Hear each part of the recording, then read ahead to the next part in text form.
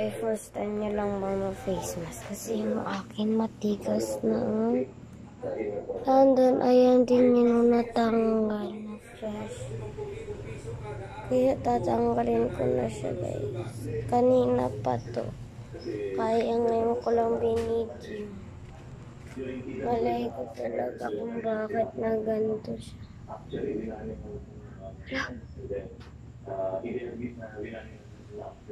Hala! Oh my God! Hala! Oh my gosh!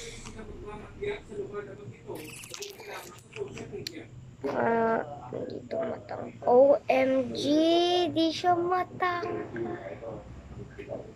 Ay, ito natatanggal. Oh my God! Ang under eye ko. Oh. My skin!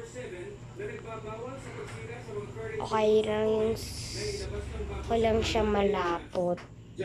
Pangit nga siya sa skin. Pero tingnan niyo ang nangyari. O, diba? After yung kanina. Ayan. Ito yung before. Ito yung before and after.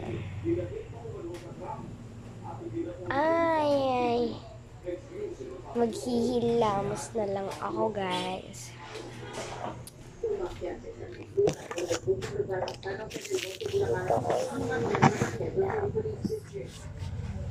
Madaming hugasan. Safeguard muna, guys, sakay kasi para hindi tayo ma-alert doon sa skincare na nilagay ko.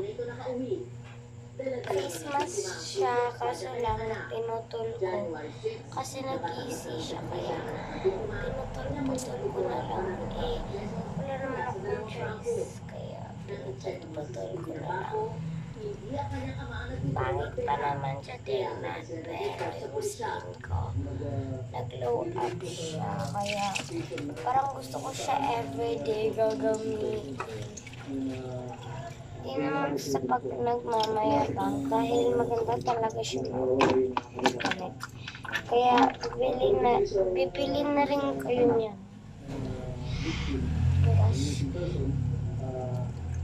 Pumunta kayo at umalis sa bahay at pupunta sa isang farm sa Laguna. Kaya po, nabanggit sa anak na may bibintang tilapia sa farm. Sa backtracking ng QCPD, nakatutunan bahay ng dalawang lalaki na dito sa bangko. January 8, na-arrest ng dalawa at tulong na ang biktima. Tapos na ako Nagpanggap sila na buyer ng binibenta ng pang-6 na hektaryang lupa sa Laguna. Sabi niyo sa kami, nagpanggap kaya. So, tapos na ako nakahilamos. Hindi pa yun yung skin ko, ha. Pangit, no? Ayon sa kanya,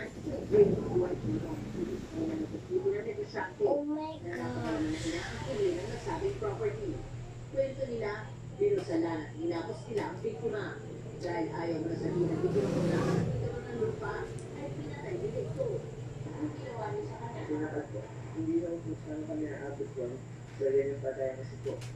Ang nangyari, ang gusto niya po is ipatawag sa akin yung sa maganda, sa biktima, yung asapo yung title yung property.